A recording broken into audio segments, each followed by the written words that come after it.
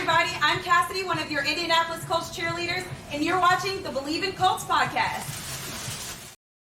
Welcome back to Believe in Colts. I'm Lawrence Owen. With me, as usual, is my guy, Bam. That's Donald Thomas sitting over there. And today we are going to go over the absolute garbage that we watched Sunday at 1 o'clock, where the Indianapolis Colts looked like they were a Pop Warner football team trying to take on an NFL team versus the Atlanta Falcons, which the Falcons was able to do just about anything they darn well pleased offensively and defensively against our Indianapolis Colts. And then we're going to also talk about what can we do to fix this situation, because we're still 7th seed in the playoff race, amazingly, because we weren't the only AFC South team that would look bad this past weekend. Every team in our division lost, which allowed us to stay in the playoff race. But initial thoughts, man. Initial thoughts on what you watched this past weekend. It just was a performance. It was just a lackluster performance. It was just one that just, to be honest with you, there was no sense of urgency. And that's what we talked about last week, about having a sense of urgency coming into this game with the right mindset. You can't tell me that across the board as a whole, you're that inferior to the, Atlanta Falcons. So, it was just a lack of, you can pick apart every single phase of the game, all three phases, and find players or situations that just didn't go well for the Colts all game. They were just like, what are we doing? So, overall as a whole, it was very disappointing to watch that game, knowing that there's so much on the line, but the silver lining is that everyone else lost too. So you kind of, you help yourself out, but we'll get into it because I don't want to give too much away right now. So, but yeah, just initial thing was like, they came into that game and they didn't take it as serious as I feel like they should have. No, you're absolutely right. I feel the same way.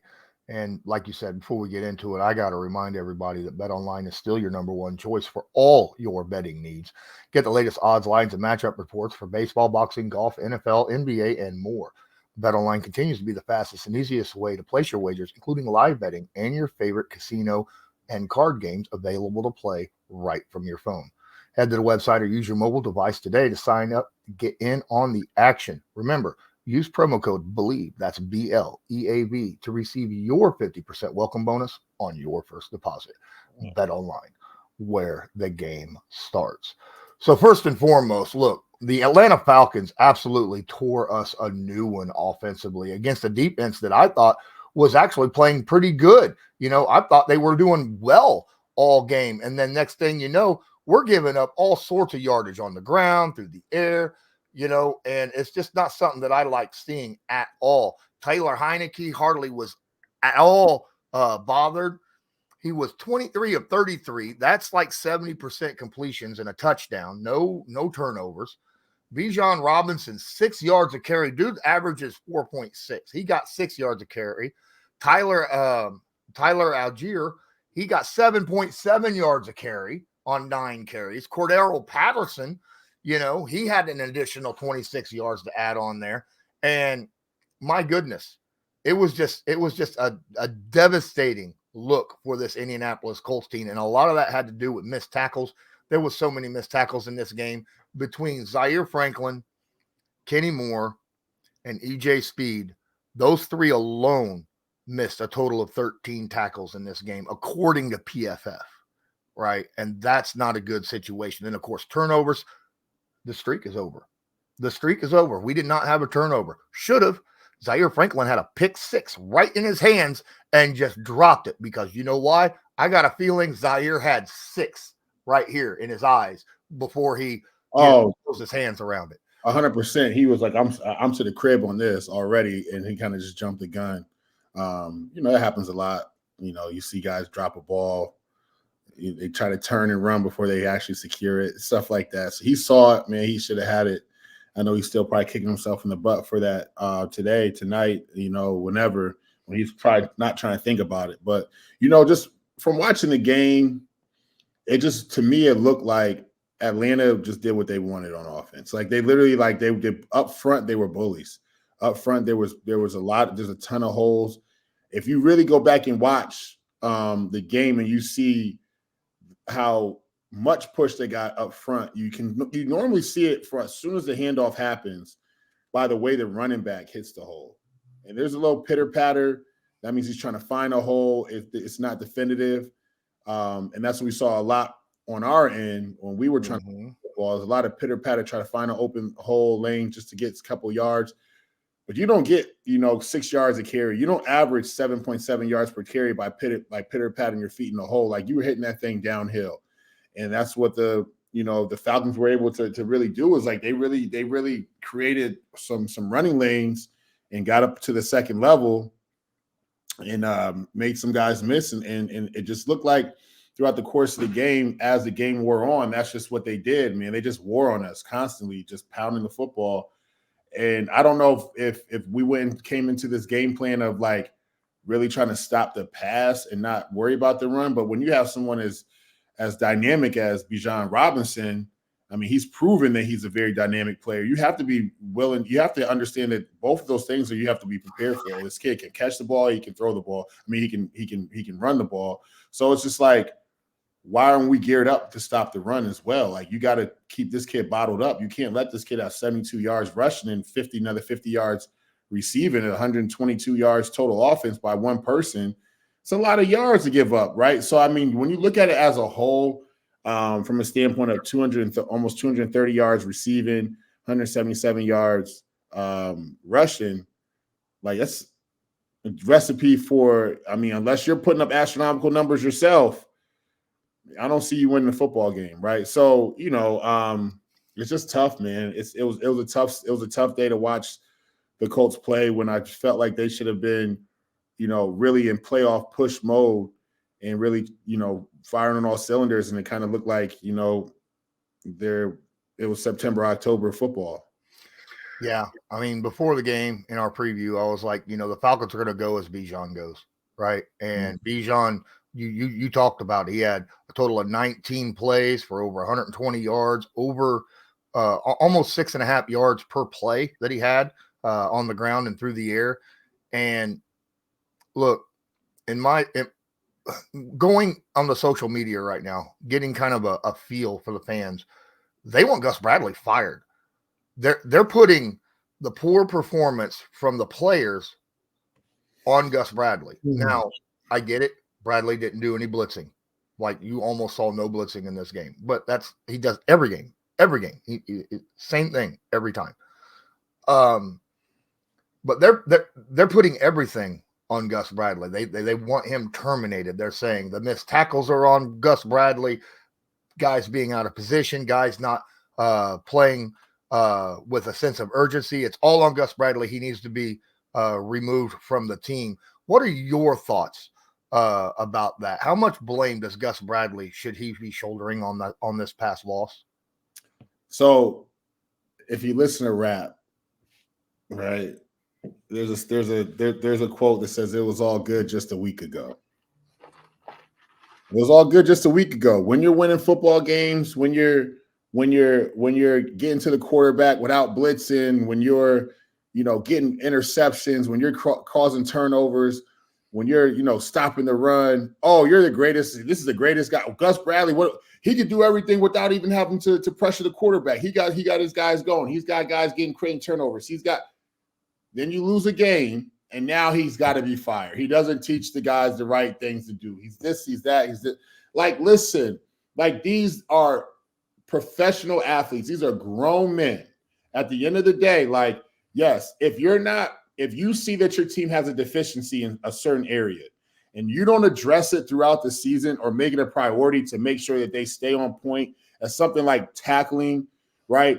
Like, we talked about it earlier. Like, if you're not able to tackle, then you have no business playing professional football. Mm-hmm. Like, so these guys can tackle. It's just a simple fact of how much are we practicing it, or how much are we repping, or how much are we making an emphasis on it each week to make sure that we make it a priority to be able to do these things correctly. Like I told you, and a lot of people don't like for me to reference it, but when I was in New England, they did a ball strip, a ball carrier strip that every day at practice. As mundane, as ridiculous as it was, but guess what? every time someone ran in there to make a tackle, the next person was running in there to rip the ball out, and we would get a random turnover off of that.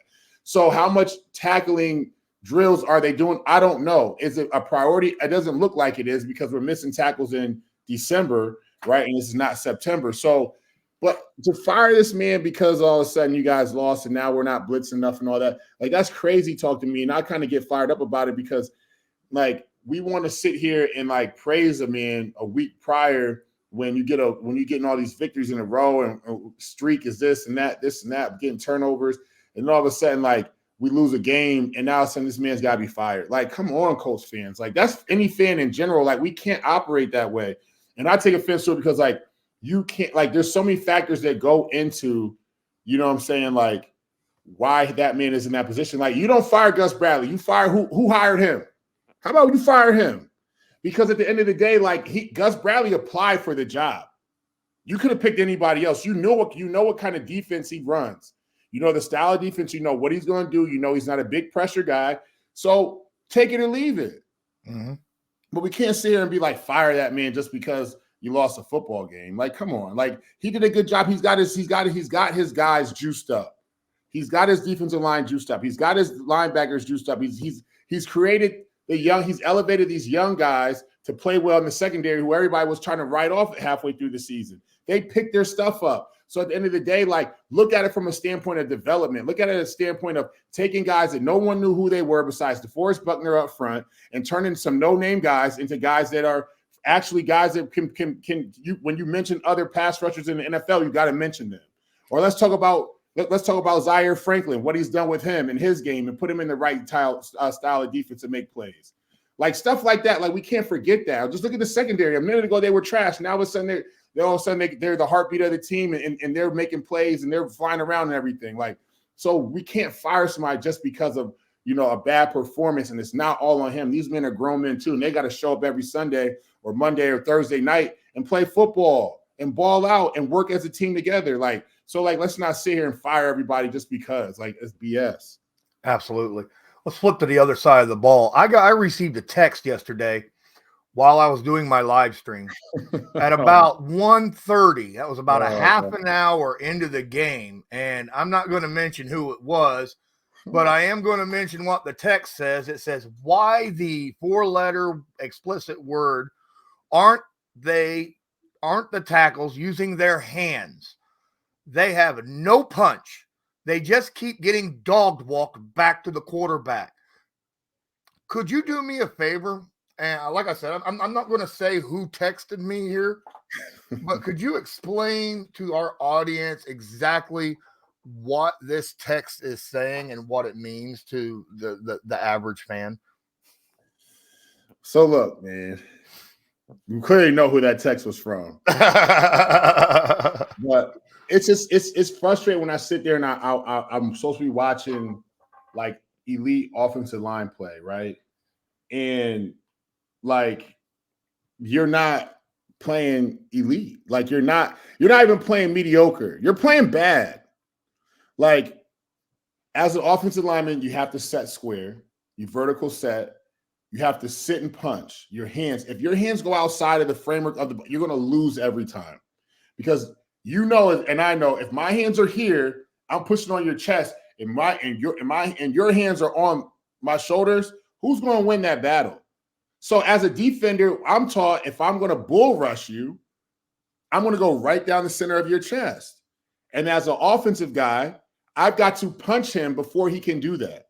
Or I've got to knock his hands down and keep one hand or knock his hands down so that I can get him to the outside, right? Or knock both down and get him down on the ground.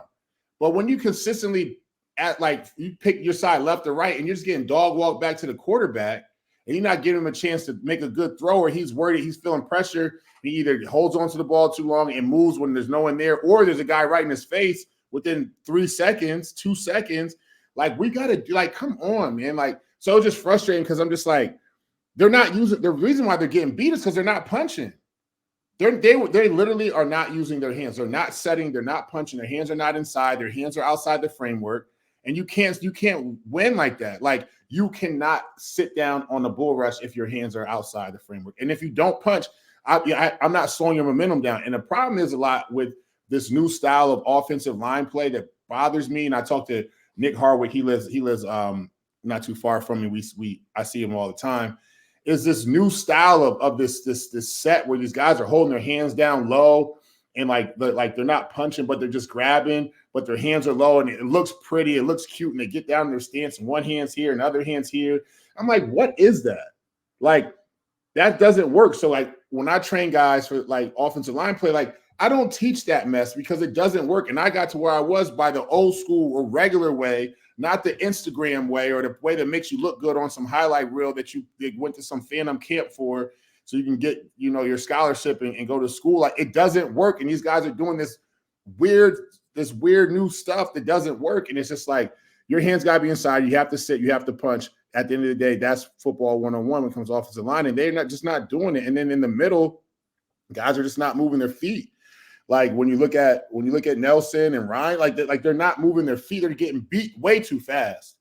Like, hands got to be used. Like, you have got to give your quarterback a chance. And then when we're running the football, I mean, I can go all day on this. When we're running the football, there's literally no push. It's like they're fire off the football. You have got to create a dent into the defense so that your running back can hit that thing with momentum. He can't pitter and patter his feet and then try to get going. It's too late. I got to hit it downhill. And that comes for us to be bullies up front and get push on these guys so that we can open up a hole. Too many times did I see Jonathan Taylor. If this is the line, Jonathan Taylor gets the ball, and you just sit here and watch him go boing, boing, boing, boing, Yes. boing. Oh, there's a hole. Oh, too late now. Yeah, because what? Now a linebacker's on him by that time. Exactly. If a linebacker makes the tackle every single time and we never touch him, but he's sitting back and I get 3 yards to carry 4 yards, I don't care. Like, our job as offensive linemen is to take care of the line of scrimmage first and foremost. That means on pass protection, you're not letting guys blitz. You're taking care of the 4 guys up front, and on run blocking, you got to take care of the 4 down guys up front. I tell my guys all the time, like, you guys get so consumed with the linebackers. Unless they blitz and just hit it downhill and make a play right at the line of scrimmage, behind the line of scrimmage, like, let's take care of the guy right in front of you first before you worry about coming off on a linebacker. But so if you get pushed on him, take him back to the linebacker. That was my mentality. Like, yo, I'm going to take this dude. I'm going to take him to linebacker depth. I do that. The hole's made every single time.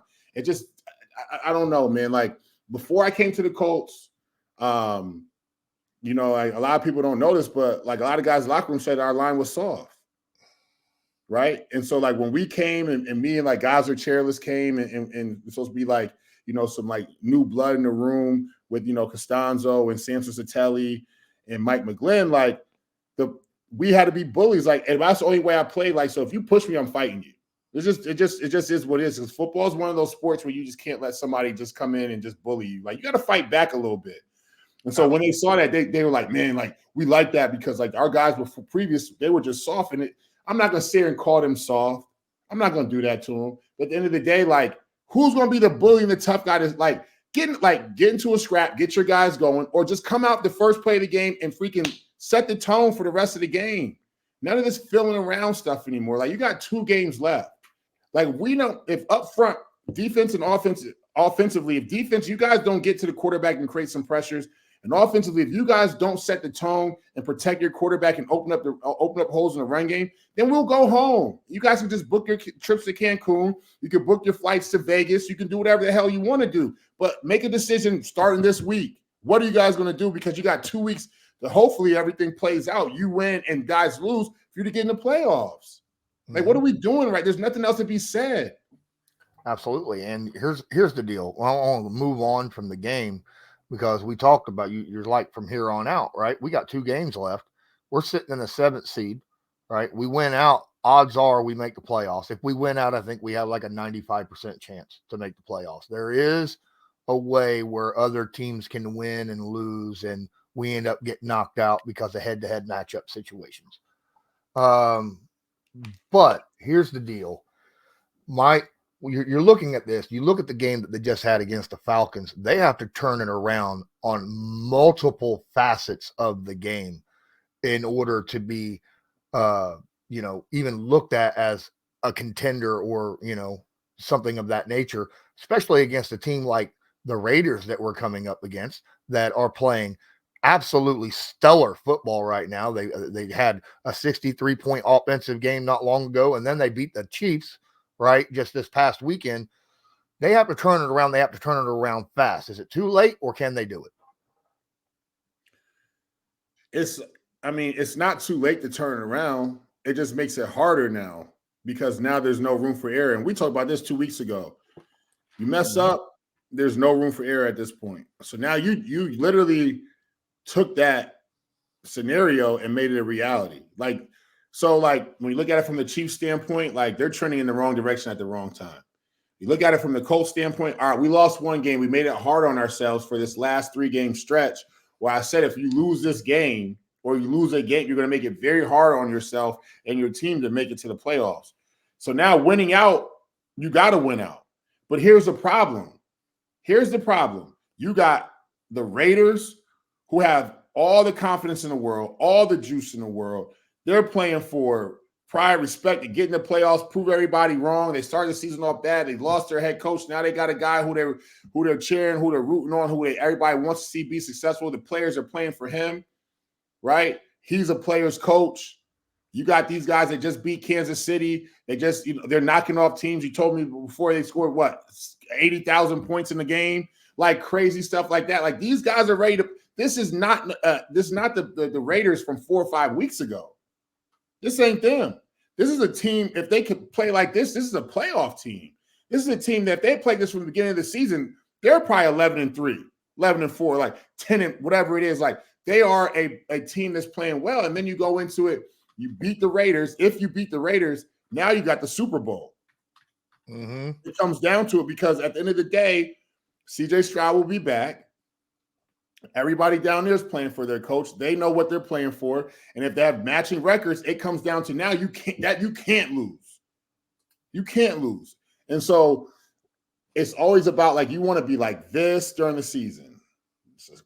Like, steady progression. Not this and this and this. And then you think it's a high, and now you made it hard on yourself. And you don't want that because teams that go in the playoffs like that just scrape in and get it, they get knocked out in the first round. They go home in the wild card.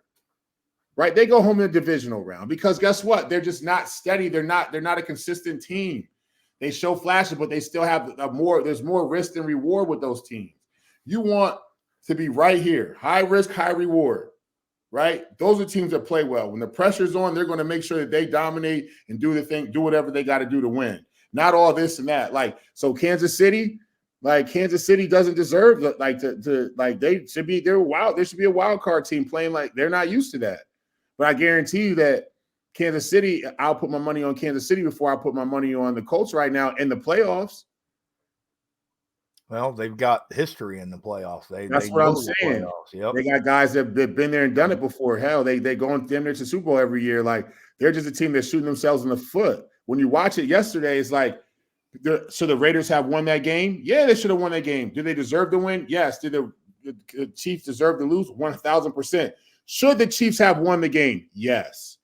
But you allowed a team that was of lesser value, of lesser hierarchy or whatever, to be in the game by turning the ball over, by not, not executing on your runs, missing some errant throws, not protecting the quarterback that well, right? I feel like Mahomes held on the ball way too long, right? So like the Raiders are playing very spirited football, and if you let a team stay in a game like that, you definitely can't mess up. Right. So this is a tough week for the Colts, man. This is not a cakewalk. Absolutely.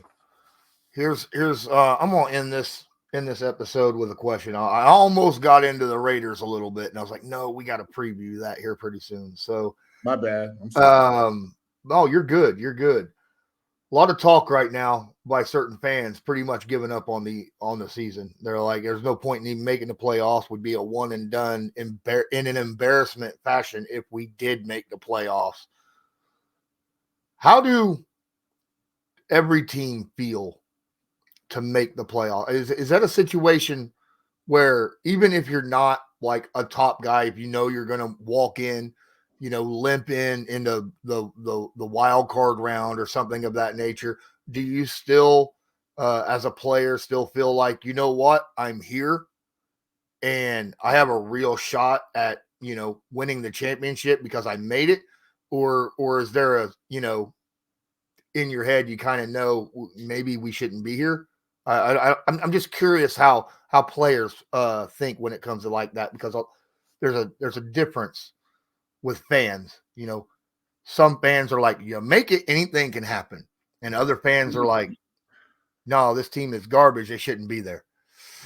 Yeah, no, I mean, so no one's dumb. Like, everybody understands the circumstance, everybody understands the situation they're in, everybody on the team knows, like, realistically, like, if you're scraping into the playoffs and getting that wild card spot, like, what does that look like for you? Who you have to face? What's the matchup? You might be getting somebody very tough in the first round, right? And so guys kind of typically know, like, there's some teams that, like, they don't want to make the playoffs. They're ready to be done. Like, because like I told you, like, when I was in Miami, we were 7-7, and the Houston Texans were 7-7, and someone else was 7-7. Oh, Steelers were 7-7. And it was like, whoever can, finish the season, basically 9-7 gets that spot. And so just like guys down in Miami had already checked out. They were at South Beach on a Wednesday night before practice. Like, you know what I'm saying? Like, fighting for fighting to make the playoffs, right? So it all depends. Like, fans, like, what is that going to do? Like, you should want your team to finish the best that they can, period. So if they make the playoffs and get knocked out in the first round, good. That's a step up from last year, right? Yeah. Like you don't want your team to just because, like, honest to God truth, like, what does that do for you? Does it move you up a little bit in the draft order? What does it do? Like, it doesn't really help you out. Team playoff experience. Yeah, you want that so that you can get more of guys on the roster. And I know there's be a lot of turnover, but the more guys that you have that have playoff experience, the better you are down the stretch. And so, if it looked on the outside looking in, or have been on the inside looking out, like, any team that I've been on, when we had a chance to make the playoffs, we wanted to be in the playoffs, except for that one team that year in Miami. Like, but I wanted to be on the playoff. I wanted to be in that year. I wasn't checked out, but other guys were, right? And it was a combination of, they were checked out not because they didn't think they could do it or beat this team or win. It was more so of they were just tired of the environment and the coaching staff and the way that the whole season had gone with between the coaches and players. So, there's a lot to play. There's a lot to be said in the formula. Like, I can't speak for every team because there's so many moving factors. There's so much. How well do they have a relationship with the coaching staff? Right? Are the guys checked out? Is their locker room toxic? You know what I'm saying? Like, what is it? Just all those factors that factor in. But damn it, everybody wants to win the Super Bowl. Like, any player will be lying to say that they don't want to go, or they have, like, no aspirations. They just want to get paid. Like, yeah, there's guys that want to get paid, but you still want to. If you're putting all this work in to get paid, like, you want another reward as well, not just like monetary reward. So, like, when I made it to the Super Bowl and we walked off the field, that confetti hitting us and never, did not winning. That was a hard. You know what I'm saying? It wasn't easy, man. That sucked because you put so much work into the season. At that point, you wanted to win for everyone else and for yourself. Like, and you just never know when you're going to get back. Now, granted, never mind, I won't even say that because I won't, because Colts fans will slaughter me for that. But, you just never know when you're going to get back, and you got to take it for what it's worth because this game is so brutal.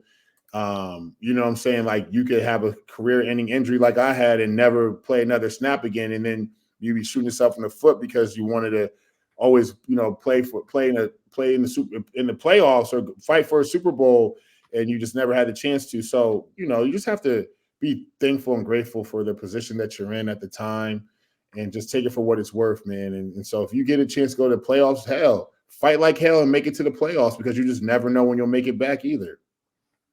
Yep. Absolutely, in my opinion. Now, here's something else that I want to talk about, because you can limp into a playoffs and still win a Super Bowl. It's been done, right? That the year that New England finished the season undefeated, right? Mm-hmm. And they walk all the way to the Super Bowl, look like world enders. It was the New York Giants who limped into that playoff. No one expected them to go very far at all. Walked all the way down and won. Right. Yeah. So anything can happen. And once you get in, it can't. Are the odds stacked against you? Absolutely. But if you can start playing your best football at the end of the season, into the playoffs, and let that stretch out through the playoffs, anything can happen at that point. Yep, 1,000%. Just get in. You get smoked the first round. Now you just got a sour taste in your mouth till next season and make you work harder. You get there and you fall short. You split when you go 1-1. You don't make the playoffs. You got a bitter taste, sour taste in your mouth. It makes you work harder for next year. You know what this feels like. You don't want to be in this position again. So you want to take care of business and make sure that any young guy or any veteran or anyone that's remaining on this team that's coming back for next year, we all band together to get better for next season. And we know where we fell short. We know we still have another, our quarterback coming back. Hopefully he's coming along. So you have to just look at the positives with it all and just work harder for next season. But you can't want to just – because here's the deal. And Colts fans, we've seen it, right? That's why I never get really high on bringing in rookies.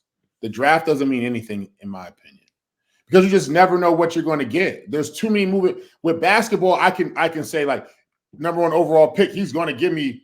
Unless he's a complete bust, he's going to give me 15 to 18 points his rookie year, and we can build off of that, right? But he's going to have substantial playing time. He's going to have highlight plays. He's going to put butts in seats. Blah blah blah. With football, how many first round picks do we see get tear an ACL or have a season-ending injury in training camp? There were high draft. If I remember correctly, the average length of time the number one overall pick does not reach their second contract in the NFL. I was just about to get to that. Like, so it's not about, it's like in football, it's so much like you got to hit it now. Like we need production right away because it's such a brutal, violent game. So but some guys just aren't ready for that. And like I tell people all the time, and I'm not saying that this is a specific player. This is just my thoughts in my head that I'm able to spew these out to y'all. But everybody has a glass ceiling. Everyone has a ceiling. Whether you're everybody knows it. You know it. Anyone watching this podcast knows. How many people were monsters in youth football? And they got to high school and all of a sudden they stopped growing. They fell off. And how many guys were monsters in high school? And then they went to college and they couldn't hack it. They just weren't good enough. Right? Or how many guys that I knew in college that were monsters that I played against that were monsters that you knew that went to college that were monsters, and they got to the league and they couldn't hack it. They got gone within the first year or two in the league. So everybody has a certain ceiling that they hit. So you never know what you're going to get when you draft a player, period. I don't care if it's first round or seventh round to undrafted free agent, but we do know that, you find the gems in the later rounds and all that. But like I'm saying for the Colts, and I'm not saying any scenario or anything like that, I'm hoping that Anthony Richardson he didn't have enough game experience from this year. We all know that. Didn't get enough snaps. But I hope he's able to make a jump for next season. He gave us a little preview of what he can do. I hope that there's a constant progression. He really works on his craft, his game. But also guys that come in for the season next year and the pieces that they put together are going to be guys that have proven themselves to be hardworking guys that, because you just don't want to put all your eggs in one basket when you're just looking to move up in the draft order or, get a guy from you just don't know what's going to happen. So that's teams that always want to just draft off of get a number one pick or have all this kind of stuff.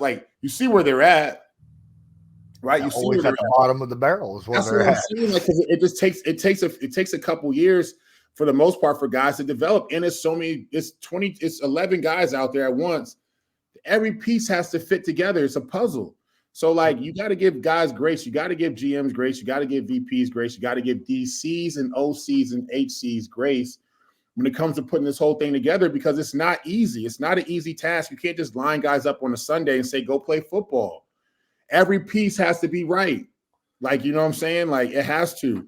So with the Colts, you got to get the right pieces, and they're putting it together. They're just missing a couple, that corner that you can't find. You looking under the box to find it because you can't find it, or you want to jam this piece in there because it looks like it fits. It doesn't fit. You got to find that piece.